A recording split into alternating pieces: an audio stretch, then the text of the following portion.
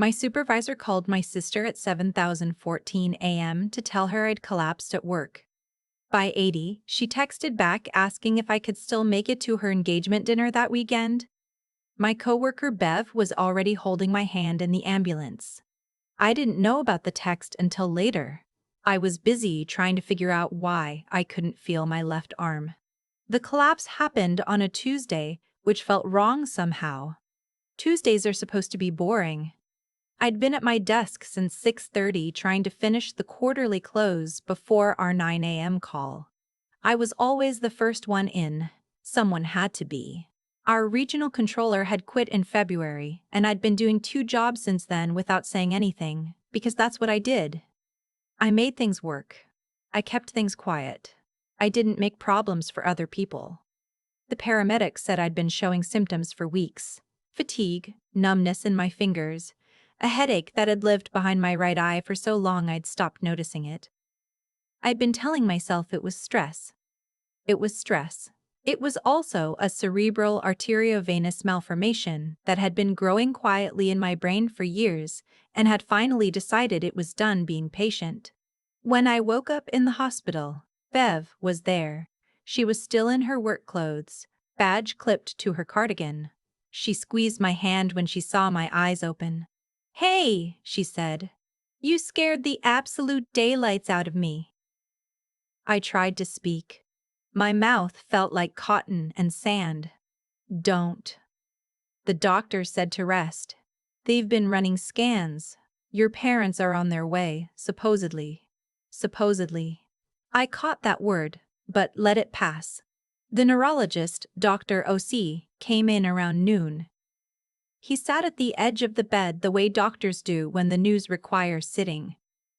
He explained what an AVM was in careful, unhurried sentences. Abnormal tangle of blood vessels. Risk of rupture. Surgery required. Not tomorrow, not next week. We had a short window and we needed to use it. "You'll want your family here for this conversation," he said. "There are consent forms and this is a significant procedure. Do you have someone we can call?" Bev looked at me. I looked at the ceiling. "My parents are coming," I said, "and my sister." He nodded and left to give me time to make calls. My parents lived 4 hours away in Tucson. My sister, Vanessa, lived 40 minutes from the hospital, here in Phoenix. She was the first one I called. It went to voicemail. I left a message. Then I texted. Then I called again. On the third call she picked up, and I could hear noise in the background. Music. Voices. The clink of something glass. "Hey. I can barely hear you. Hold on." A door closed. The noise dimmed. "Okay. What's going on?" "I'm in the hospital. St. Luke's. They found something in my brain and I need surgery." A pause. "Oh my God, are you serious?" "Yes." Okay. Wow. Is it serious?" "It's brain surgery, Vanessa." Right, of course. It's just another pause." Right, of course. It's just another pause." "Okay. I need to tell you something and I need you to not freak out." I waited. "We're actually in Sedona right now." Derek surprised me with this whole anniversary weekend thing. Like a preview of what our honeymoon's going to be. We've been planning it for months and we're kind of in the middle of this dinner he set up. And there are other couples here. And I already feel bad because I almost canceled last week when you needed help moving the furniture and, Vanessa. I know. I'm sorry. When is the surgery? Dr. O.C. wants to do it Friday morning. Okay, so that's 3 days away. That's okay. We're here through tomorrow and then we have the thing with Derek's parents on Thursday. They're doing the formal engagement dinner at the Waverly. And his mom has been planning it for 6 months. The engagement dinner is Thursday. It's literally been on the calendar forever. I can't bail on that. You know how his mother is. I did know how his mother was. I'd heard about her constantly for 11 months. I'd also spent $9,000 on Vanessa's engagement party 6 weeks ago, because she'd said she was short and Derek's family was contributing to the wedding and she didn't want them to think less of her, and I had it and she was my sister. "I'll be there Friday," she said. "First thing Friday morning. I promise. The surgery is Friday morning.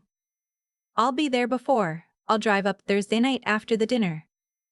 I said, "Okay." I don't know why I said okay.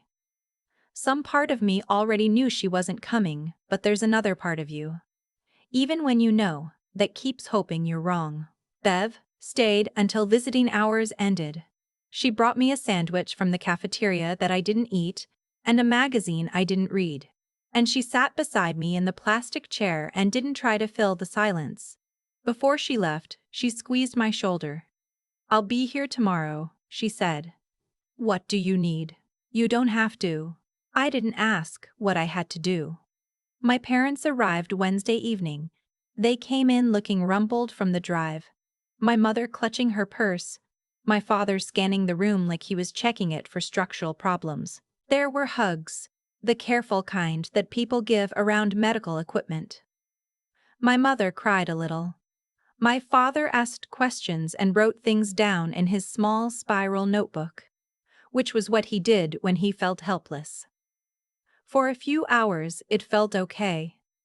It felt like they were there. Then my mother said, "I need to ask you something, sweetheart, and I want you to hear me out before you react." I looked at her. "You know Vanessa's engagement dinner is Thursday. At the Waverly. Derek's parents flew in from Connecticut, and this is the first time we're all officially meeting, and your father and I are supposed to be there. We're supposed to represent our side of the family." The word officially stuck somewhere in my chest. "Your surgery is Friday morning," my mother continued. "That's tomorrow night and then you go in. And we thought if we go to the dinner, we could come straight to the hospital right after. We'd be here before they take you in. We'd be in the waiting room the whole time." "Dinner ends at what, 10?" my father said. "We'd be here by 11:30. "The surgery starts at 7 a.m., I said. "So we'd have a few hours. We could sleep in the waiting room. There are those recliner chairs. I need you here the night before." My mother put her hand over mine. "We know. And we're going to be here. Just maybe a little later then. The night before is when I find out if I'm going to be able to talk afterward. When Dr. Sadai walks me through what could go wrong. When I sign the papers saying I understand I might wake up and not be the same person." My voice was steady. I was proud of it. "That's the night before." My mother's eyes filled again. "Sweetheart, you know how long Vanessa and Derek have been planning this. I've had a bleed in my brain for an unknown amount of time, and I need surgery in 36 hours. We'll be back before you know it. You'll probably be sleeping anyway." I heard the echo of something there. Some phrasing I'd heard before, dressed up in different words. "You'll probably be sleeping anyway. You're the strong one. You've always been the practical one. You'll be fine. Go to the dinner," I said. They went to the dinner. Bev came Thursday evening with Thai food and her cross-stitch project and absolutely no pity on her face, which was the only thing I could have handled. Dr. Osei came at 7. He walked me through everything with the lights off and a tablet showing 3D models of my brain, patient and precise, while my parents were 40 minutes away watching the salad course arrive. The risks were stroke, neurological deficits, memory loss, death. The form required a signature and 2 initials, and I signed everything myself with my own hand. "Is anyone coming for tomorrow?" Dr. Osei asked as he gathered the forms. "My family is here," I said. "They'll be back later tonight." He looked at me for a moment. He had the kind of face that didn't reveal much.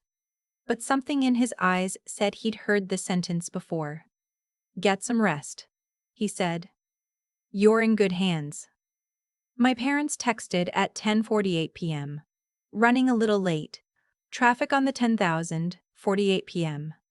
Running a little late. Traffic on the 10. Be there soon." I turned my phone face down and went to sleep.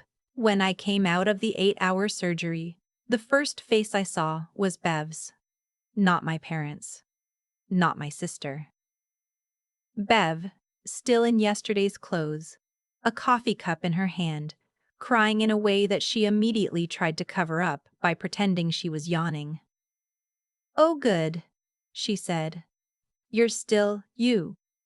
My parents arrived at 2 in the afternoon. They'd been in the waiting room, my mother explained. They just stepped out for a bit. Just to get breakfast. They'd been there all morning really, just not in the room. Vanessa sent a voice memo. "Oh my God, I'm so relieved. I couldn't sleep last night. I was so worried. I'm going to come see you this weekend, I promise. The wedding planning is absolutely insane right now, but you are my #1 priority, okay? Love you." She didn't come that weekend. She sent flowers. The card said, "Thinking of you always. Get better so you can help me pick bridesmaid dresses. Love, V." My parents stayed one more day and then drove back to Tucson. My mother hugged me for a long time at the door. My father patted my hand and said I was the toughest person he knew. Then, they were gone. Here is something nobody tells you about recovering from brain surgery. The loneliness is its own symptom. The brain fog is real and frightening. But what nobody warned me about was lying in a hospital bed at 2 in the morning, unable to sleep, listening to the sounds of the ward, thinking about all the people who had not come. Cataloging them. Building a case in the dark. My parents had attended a dinner. My sister had spent the weekend in Sedona and then gone back to her life. And I had been alone for my consent forms and alone when they put me under and alone when I woke up. Except for Bev, who didn't even like me that much. Or so she'd always claimed. "I don't not like you," she said when I told her this. "I just think you set the bar for yourself extremely low in terms of what you'll accept from people." That's a very gentle way to call me a pushover. I'm calling you a person who was trained to make herself small. There's a difference. She bit into her apple. Also, I like you fine.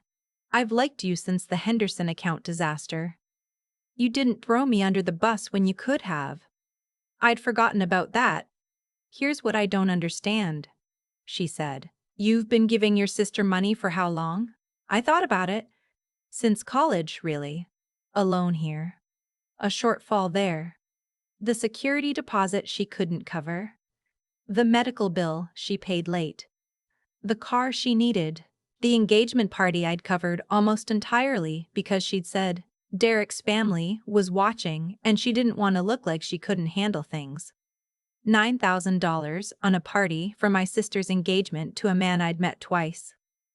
"Years," I said. "So your family knew you had money. And they knew you'd use it for them.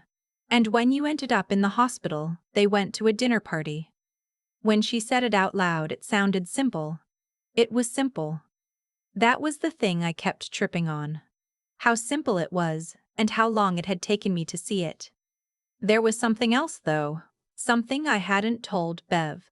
On the third night, one of the night nurses, a woman named Dolores, who had worked the ward for 20-some years and moved like someone who had seen everything, set a small package on my bedside table.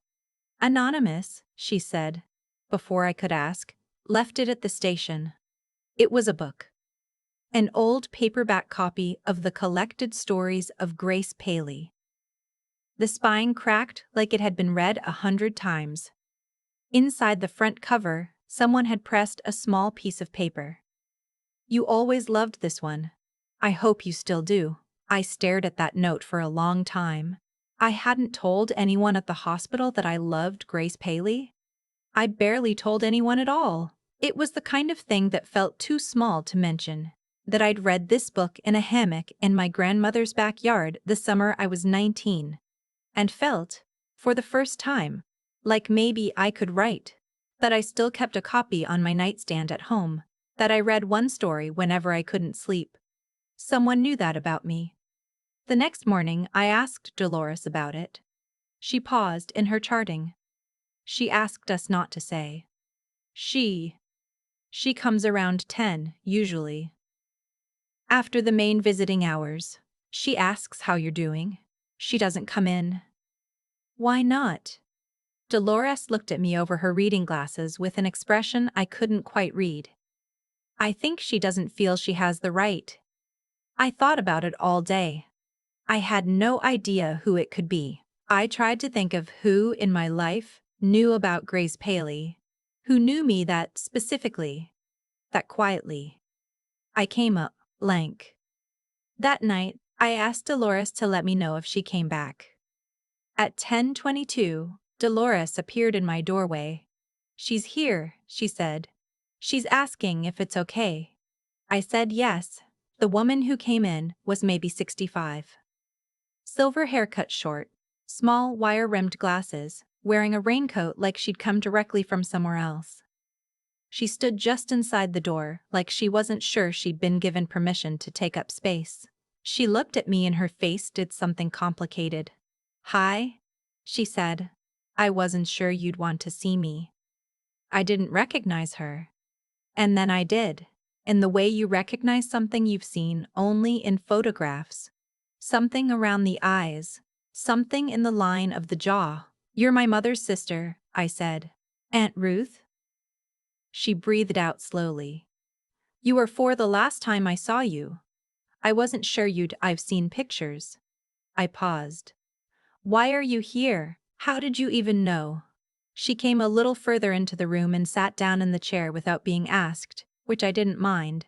She seemed like the kind of person who knew when permission was implied. "I have a friend who works in the billing office," she said.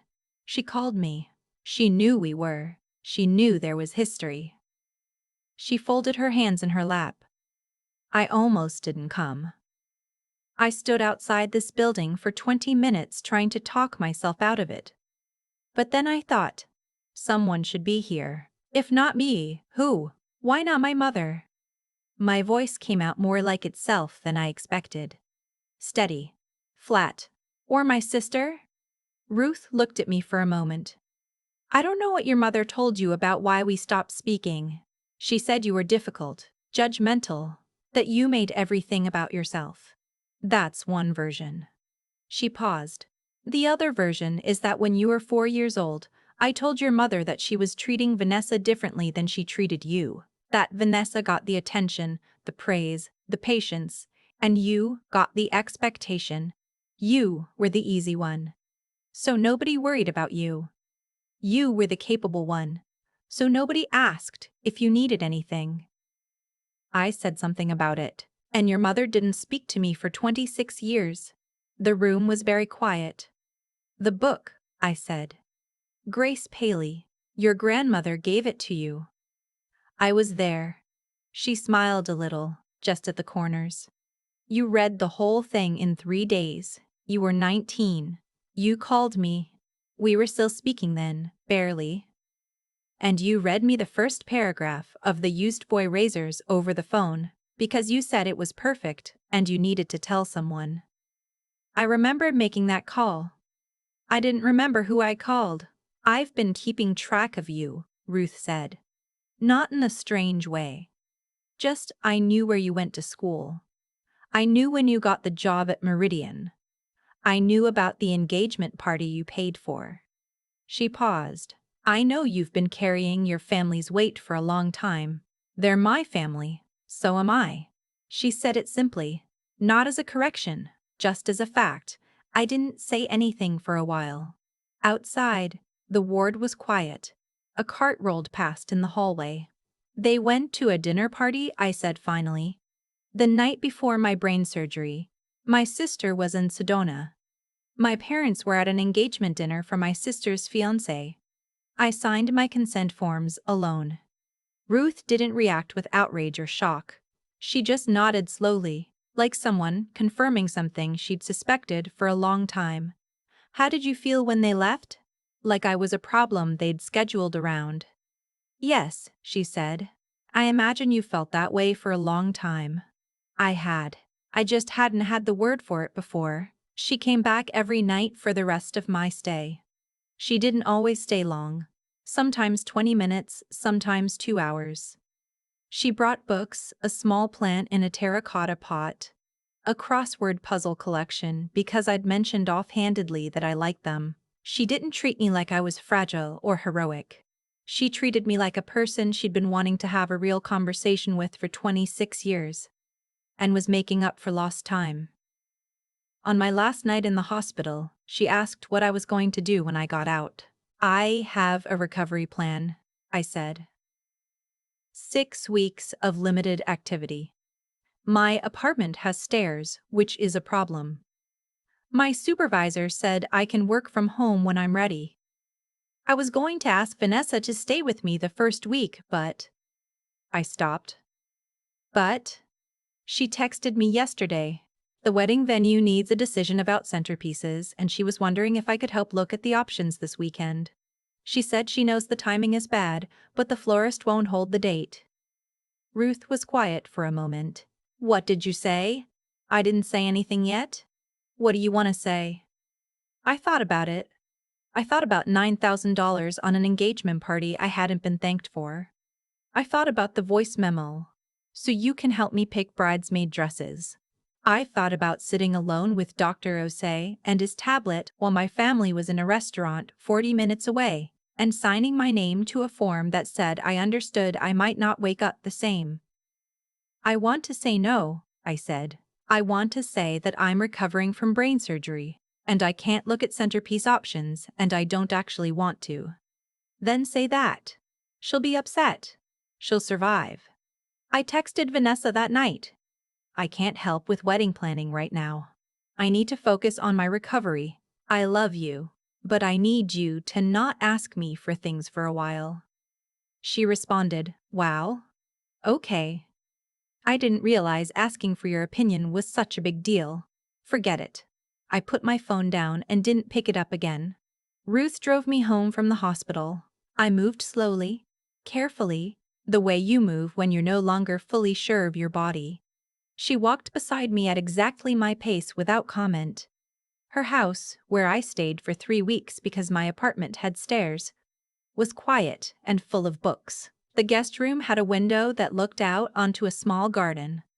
There was a worn chair in the corner that she said had been my grandmother's. I slept 10 hours a night. I ate meals at actual mealtimes.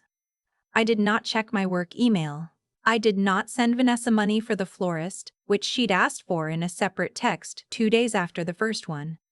I did not respond to my mother's call asking me why I was being cold and whether I understood how stressful the wedding planning was on everyone. I did, slowly, start writing again. I hadn't written anything that wasn't a financial report in 4 years. I'd wanted to. I'd had a document on my laptop called Ideas Doc for 2 years, with nothing in it, but there was always something else. Always something that needed doing. Someone who needed something. Always the sense that my own wants were a luxury I hadn't earned yet. Ruth had a writing desk in the corner of the living room that she said I could use. I sat there in the mornings with coffee and wrote badly and didn't care. I wrote about my grandmother's garden. I wrote about the summer with Grace Paley and what it felt like to read a sentence that opened something up in you. I wrote about a woman who spent years making herself useful and what happened when she stopped. One morning Ruth came in while I was writing, poured herself coffee, and didn't say anything for a long time. "You're doing it," she said finally. "It's not good. It doesn't have to be good. It has to be real. There's a difference." Vanessa called 3 weeks into my recovery. I almost let it go to voicemail. I answered. "Are you still at some friend's house?" she asked. "Our aunt's house." A pause. "You're staying with Ruth?" She was the only one there. "At the hospital. Every night. I would have been there. The timing was just. You texted me to look at centerpiece photos 2 days after brain surgery, Vanessa." "I didn't realize." "Yes, you did." I wasn't angry. I was just tired. Tired in the particular way you get when you've been performing a feeling. In this case, the feeling of being fine with things. For a very long time. You've always known. We both have. I'm the one who covers things, and you're the one who needs covering. We've been doing that since we were kids. That's not fair. I paid for your engagement party. I've been paying for things for years. And when I was in the hospital, you were in Sedona. Silence. I was scared, she said finally, and her voice had changed. I know that's not an excuse. I was scared and I made it about me, and I know. I know you know, I said. I'm not trying to punish you. I just can't keep doing what I've been doing. I can't be the one who handles things.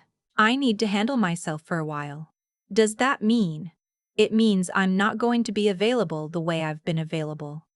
It means I need you to figure some things out on your own.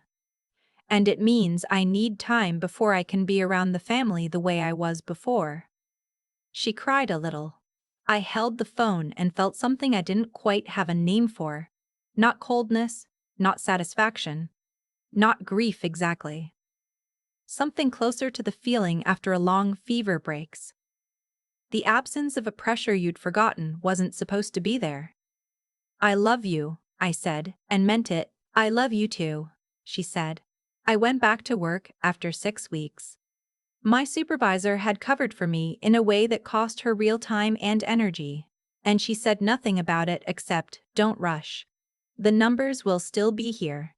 I started crying in the elevator on my first day back, and then pulled myself together by the time the doors opened, because some things don't change overnight.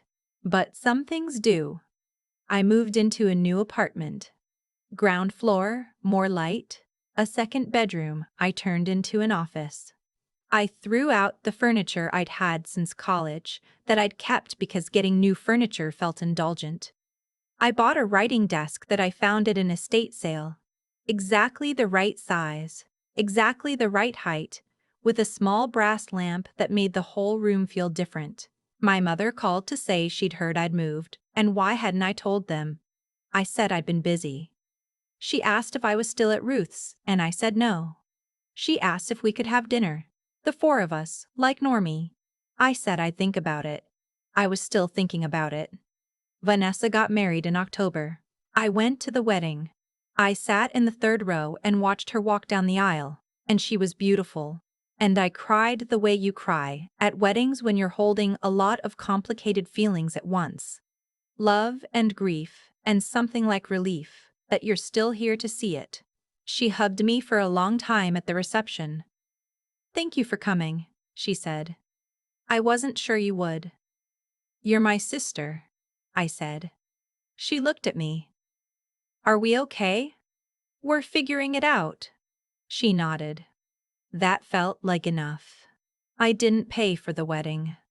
She didn't ask.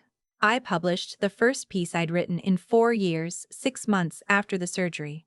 A short personal essay about the book of stories my grandmother passed down and what it means to return to something you thought you'd lost. It found its readers quietly. A few hundred people, then a few thousand.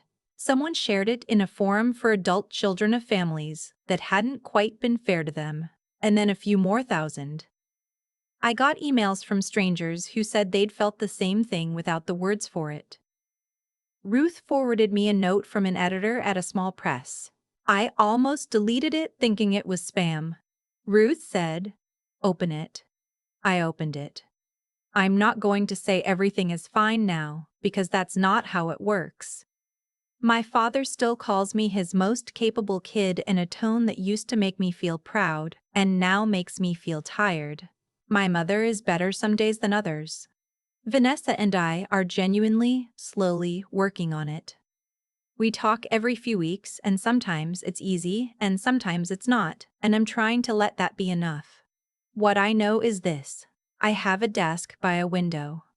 I have a book coming out in the spring.